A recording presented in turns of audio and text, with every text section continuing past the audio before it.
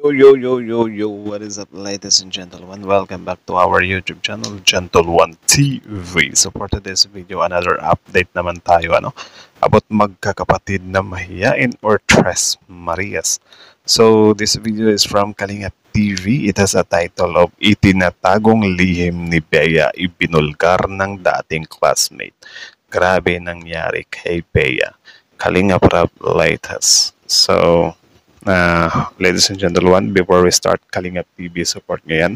Also, Kalingap Rap support nyo rin Kuya Bal Santos Matubang Ate Edna Vlogs. And also, ladies and gentlemen, our YouTube channel, Gentle One TV. Don't forget to like, comment, share, subscribe. So, ladies and gentlemen, without further ado, let's watch this video together. Again, the title of this video, Itinatagong Lihim ni Bea Ibinulgar ng dating classmate. Grabe nangyari kay Bea, Kalingap Rab latest. So, ladies and gentlemen, Kalingap Rab TV, Kalingap TV, Kalingap Rab, Kuya Bal Santos Matubang, Ate Edna Vlogs, Gentle One TV, like, comment, share, subscribe. Start. Classmate ni Bea at matalik na kaibigan may Start 0. Itinatagong lihim ni Bea ibinulgar ng dating classmate ni Bea at matalik na kaibigan may isiniwalat. Hala, ano kaya yan? Isang mapagpalang araw sa inyong lahat mga kalingap, sanay hindi niyo po makalimutan na mag-like sa video na ito. Like the video, golden rule. At paunawa tapusin muna ang kaboohan ng video na ito mga kalingap at para malaman ang nilalaman nito. Of course, second golden rule, watch the video till end bago kayo mag-comment. Pero syempre, akma yung mga komento nyo sa video, di ba? At maraming salamat po mga kalingap sa pagpatuloy na pagsuporta lalo na kay Kuya Bal Santos Matubang at kay Ate Edna Vlogs at Kalingap Rab, maraming salamat po. Also the golden rule, the mother, the son, the father of Kalingap. Huwag nyo na rin kalimutang suportahan sila. So, continue. Dating classmate ni Bea may isiniwalat. Ano naman kaya ito mga kalingap? What is that? Yan ay atin nang malalaman ngayon. Si Bea ay isang tahimik at mahiyain na dalaga na laging tinatangkilik ang mga simpleng bagay sa buhay. Palagi siyang kasama ang kanyang matalik na kaibigan na si Lara, isang masayahing tao na may hilig sa Meron pala siyang kaibigan. So, mabuti yun, mabuti yun. Good sign, kumbaga. mga bagong karanasan. Hindi may kakaila ang malalim nilang pagkakaibigan, at madalas nilang pag-usapan ang kanilang mga pangarap, takot, at mga sekreto. Diba? Isang Kahit araw, mga batang binubuli, meron ding pangarap. Sabi ko sa inyo eh. habang magkasama sila sa isang kapehan, nagkwento si Lara tungkol sa kanyang bagong crush sa isang lalaki mula sa kanilang klase. Habang nakikinig si Bea, Nasa crush mode na pala to. Well, yung pagka-crush naman is hindi naman yun maiiwasan. But, yung pag-control bago pasukin yung mga pang-adult thing is, Bea, may isang bagay na tila nagpapahirap sa kanya. Mayroon siyang lihim na matagal nang itinatago kay Lara. What is that? Isang lihim na hindi niya kayang ibahagi, kahit pa ang kanyang pinakamatalik na kaibigan ay naghahanap ng tulong. Minsan, si Bea ay nagkakaroon ng mga hindi maipaliwanag na pakiramdam. Napansin niyang iba ang mga tingin ng kanyang mga kaklase sa kanya, at hindi So in short, parang binubuli siya. niya maintindihan kung bakit. Ngunit may isang tao na hindi niya kayang iwasan, ang guro nilang si Mr. Marco. Hindi ito ang usual na guro na magaan ang pakiramdam ng mga estudyante. Si Mr. Marco ay may kakaibang presensya, at sa tuwing sila ay magkasama, may mga pagkakataong naiisip ni Bea na may kakaibang uri ng atensyon na ibinibigay nito sa kanya. Oo ba to? Teacher? Tama ba yung pagkakarinig ko? Wait lang ha. Kulit natin ng konti. Ang tao na hindi niya kayang iwasan, ang guro nilang si Mr. Marco. Guro. Hindi ito ang usual na guro na magaan ang pakiramdam ng mga estudyante. Si Mr. Marco ay may kakaibang presensya, at sa tuwing sila ay magkasama, may mga pagkakataong naiisip ni Bea na may kakaibang uri ng atensyon na ibinibigay nito sa kanya. Ano kaya yan? Kasi sa pagkakaalam ko, bawal yung ganyan eh. Yung teacher magkakagusto sa student. Or, correct me if I'm wrong ha. Yun kasi yung pagkakaintindi ko eh. So, sana hindi yun. Okay? Isang hapon, nagkaroon ng pagkakataon si Bea na mag-isa sa silid-aralan habang nag-aayos ng kanyang mga gamit. Pumasok si Mr. Marco at nagsimulang makipag-usap. Nag-uumapo ang pasensya ng guro, at ang mga simpleng tanong ay tila may malalim na kahulugan. Sa paglipas ng mga araw, nakaramdam si Bea ng pagkabahala at nahulog ang kanyang loob sa isang sitwasyon na hindi niya kayang kontrolin. Totoo ba to? Ang gulo ah. Nang gabing iyon, tinanong ni Lara si Bea kung may nangyari ba sa kanila ni Mr. Marco. Hindi ito ang unang pagkakataon na tinanong siya ng ganito, ngunit sa pagkakataong iyon, may lumabas na isang tanong mula kay Bea na hindi siya sanay sagutin. May nangyari ba sa inyo? Tanong ni Lara. Nagpupumiglas si Bea upang hindi May nangyari. Parang medyo ano tayo sa part na to ah. So ano kayang meron? salita, ngunit sa kabila ng lahat, nahulog sa kanyang mga labi ang isang lihim na itinatagong hindi kayang ipaliwanag. May mga pagkakataon na pakiramdam ko ay hindi ko kayang labanan. Ano ba yan? Pero hindi ko kayang sabihin sa iyo, Lara. Ayokong maging Hindi sinabi kay Lara. So paano kaya nakuha tong infong to? dahilan ng sakit mo. Si Bea ay Sakit? hindi pa handang ibunyag ang lahat, at hindi rin siya sigurado kung paano siya makakalabas mula sa mabigat na kalagayan. Alam niyang ang pagsasabi ng katotohanan ay magdudulot ng takot sa kanya at maaaring magdulot ng pagbabago sa kanilang pagkakaibigan. At doon nagsimula ang bagong hamon para kay Bea, ang magpatuloy na mabuhay sa isang lihim na naglalaman ng mga tanong at alinlangan tungkol sa Anong mga lihim ba kasi yan? Parang kinakabahan naman tayo sa mga lihim-lihim na yan ano. Kasi may involved na teacher. Hindi lang malinaw sa akin dito kung ano. Kasi lihim nga lang daw. Kasi for me talaga yung teacher talaga, bawal talaga silang ma-involve sa mga student. Ano.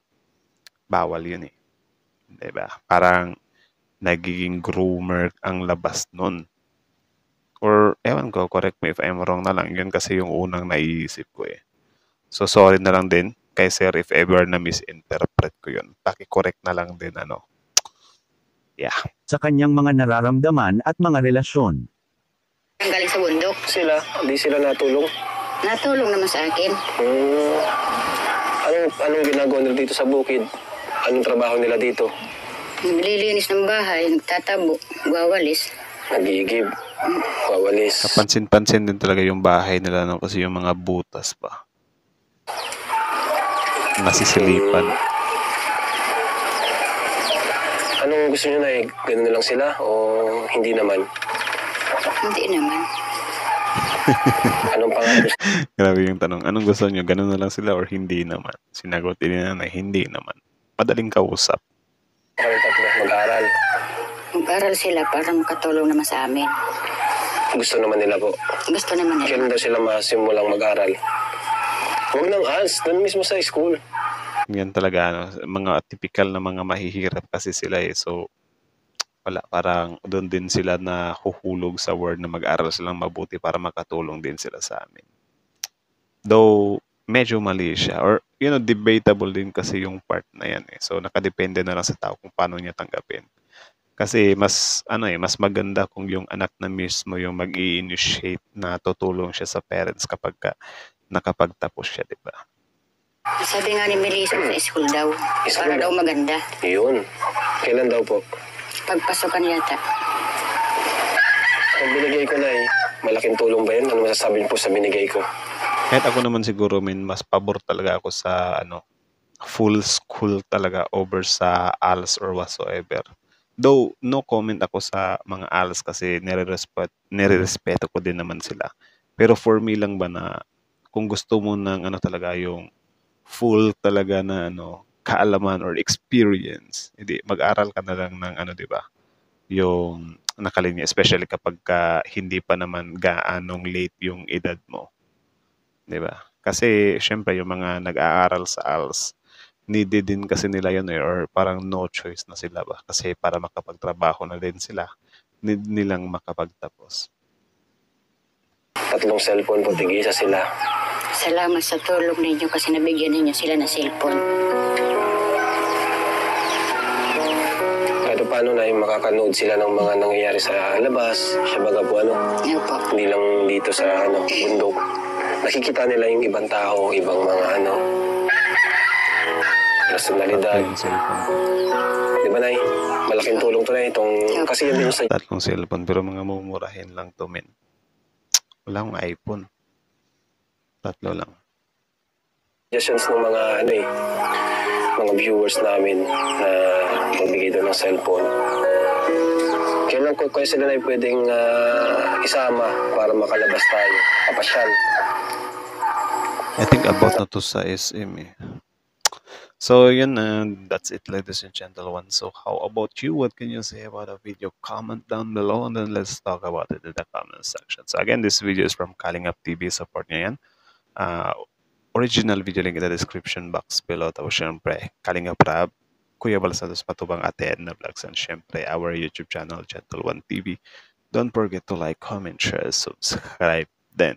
So kita nyo naman yun, men. Actually, nung una, men, yung kwento doon about doon sa teacher or whatsoever, medyo naguguluhan ako doon kasi kala ko kasi makukuha ko yung sagot doon. Tapos, ano pala, lihim pala, di ba?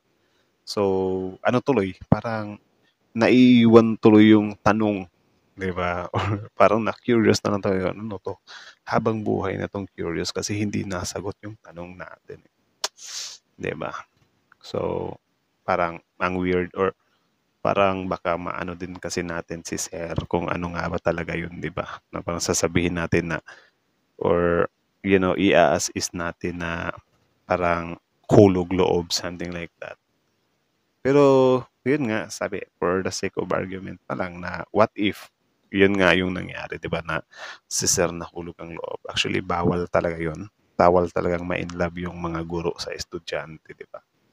Walang magandang maidudulot yun. So, parang, ano kasi yun, yung mga bata kasi, parang vulnerable pa sila or parang hindi pa nila alam totally yung mga ginagawa nila. So, dapat yung mag-adjust is yung adult. Diba? Kasi parang lalabas ka na dyan eh.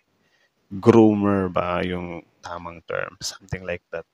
So sana sa mga teacher na wag nating abusuhin yung mga student natin. Kung may nararamdaman man kayo, pigilan nyo yan, please, kasi hindi normal yan. Diba? Para lang kayo mga PDF file niyan. Diba? So, I think hanggang dito na lang muna, ladies and gentlemen. So, how about you? What can you say about the video? Comment down below and then let's talk about it in the comment section. So, yun pala yun. Advice ko lang din naman sa guru yun. Tapos si Bea, if ever may mga lihim siya na especially yung mga hindi kaya, sana i-share niya. Especially kapag kasi yung mga lihim na yan, kapag bibigat at bibigat yan, time will come, sasabog ka or, madidepress ka or whatsoever. So, dapat sa mga ganyan is share na talaga sila agad. So, sana ipagdasal natin si Bea na sana maka-find siya ng peace or, maka-find siya ng right time to share ng mga lihim sa buhay niya, di ba? Especially yung mga negative para syempre matanggal din yung bigat sa kanyang dibdib. So I think that's it, ladies and gentlemen. So comment down below your opinion and then let's talk about it in the comment section. So again, Kalingap TV, Gentle One TV, Kalingap Rab, Kuya Balsados Matubang, Ate Edna Vlogs. Like, comment, share, subscribe. Gentle One TV is there.